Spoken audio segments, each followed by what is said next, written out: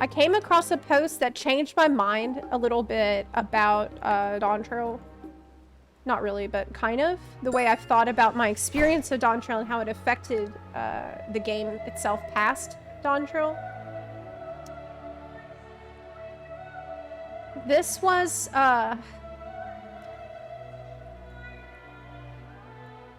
the post that some of you might have seen from actually, hold on a second.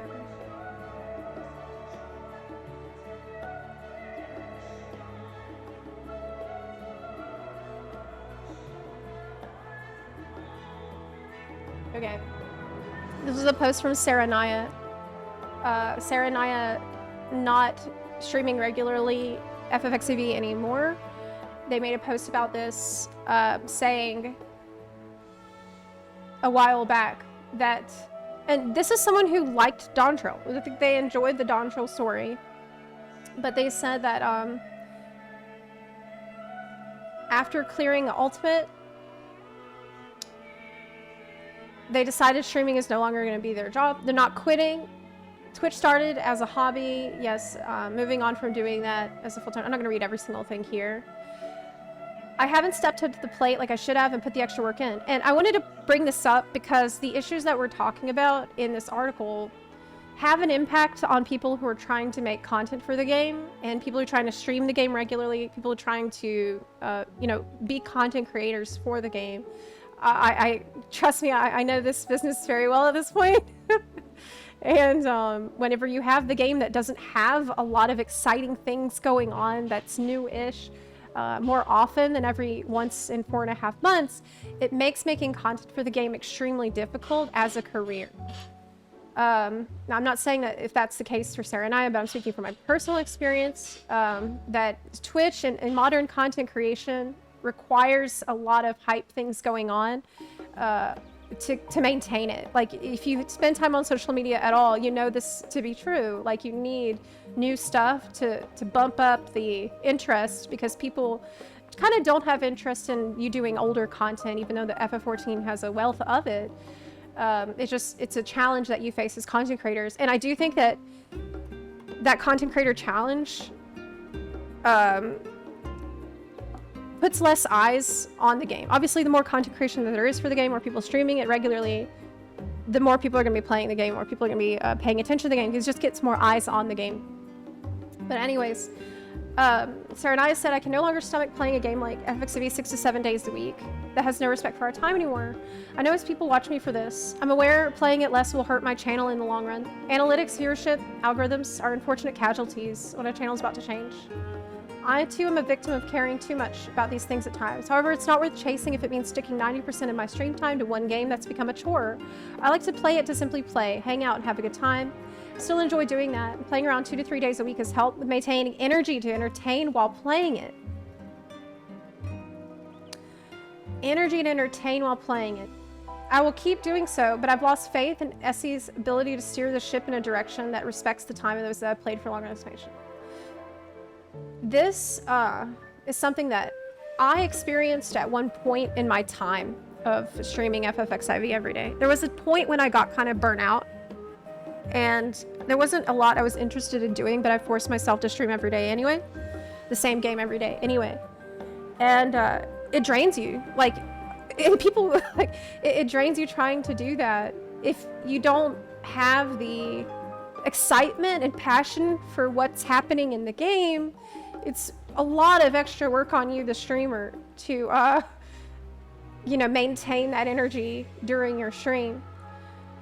And I understand this. Content is sparse, repetitive, and not in the replayable way, besides raid, and predictable.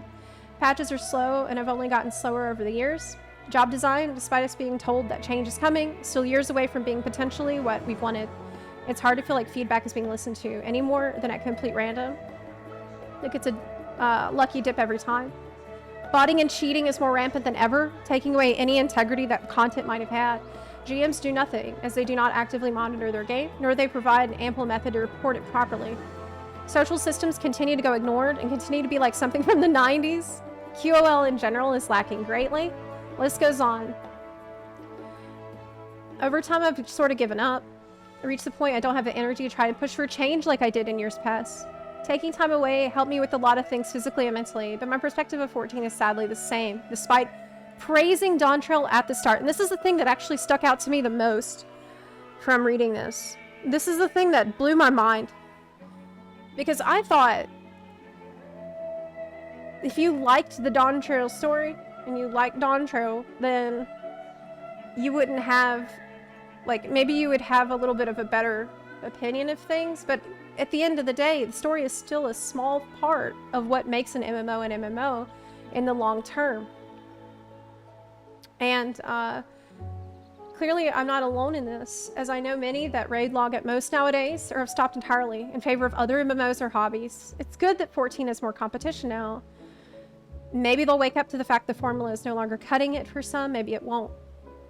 Who knows?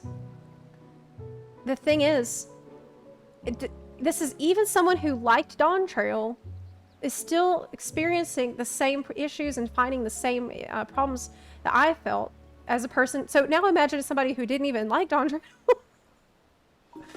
Like, shit's rough, you know? Square is extremely lucky to have a player base that are at least determined to make their own content, like ultimate PF hubs. Cooler and better things like modding and clubbing, self-made content.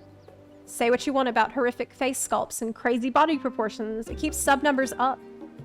One could argue it's still a problem, since finances are all a company like Square Enix cares for, so it obfuscates the issues the game has, but at the end of the day, because Square Enix doesn't enforce its TOS, player base has found ways to stick around. If they cannot actually ban the stuff, they can't ban the modding, because they're gonna lose a butt ton of subs from people that play the game just for that. Just for modding characters and taking screenshots and clubbing and stuff. Which, by the way, maybe I would enjoy doing that, but I can't stream that shit. I feel like I'm the type of person that might have gotten lost in that type of thing if I was allowed to stream it, but I'm not, okay? I can't, I'll get banned. If you stream it, you'll probably get banned. Somehow in a game with the worst social systems ever. Because look, this is player-made content. This is self-made content. This is stuff people do to keep themselves entertained. It's not stuff that the game is giving you to keep you entertained and earn your sub feed. It's just because people love the world. You know, they're dedicated and they want to be in the world, and I get that. I really do. I think Square Enix also knows it's beyond the point of no return. If they crack down on it, they'll lose thousands more than that have already left or barely play anymore. That's true. Maybe I'm wrong. Maybe it's too early to tell. Maybe I'm just jaded, as I'm sure Twitter would be quick to tell me if they disagree with what's simply an opinion. The game is, of course, nowhere near Destiny levels of fucking it up.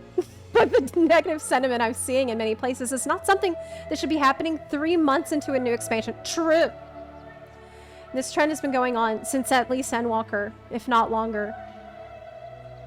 So anyway, Serenaya said that they're going to delve into other games, divide it up 50-50 between FF14 and Variety, and you know, clear Ultimate, and then decide what to do with FF14 content, hoping that one day FF14 will improvise again. And look, this is a very, very common opinion. This is a common sentiment. So even if you don't feel this way, I'm telling you that the fact that many people are feeling that way is cause for concern. It's the reason I've been concerned since Endwalker patches, and we just need a change in the formula. I don't know what it's going to take, but it affects content creators. It just makes, like, remember an excellent content creator that we had, Savix.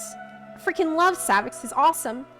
Savix stopped making the content for FF14. Why? Because he said he didn't have anything to do. You know, so that's it. That's when people ask me when I'm playing WoW, why aren't you playing WoW? I mean, why aren't you playing FF14? I say, because I don't have anything to do right now. It's not that we don't like the game. We love the game. You know, it's very sad. It is sad. Yeah, I met Savix at BlizzCon. Super nice person. Hilarious. Really cool person, and there's countless people that struggle to make content for the game, struggle to stream it, struggle to and that's bad for the the overall health of the ecosystem of the game. We need streamers, we need content creators, we need YouTubers, we need everybody making the content and being excited about the game, you know? But if you're trying to do this professionally, it's quite hard. It's very hard. Yeah. All we can do is hope that they're working on it and things will get better. Exactly. Yeah.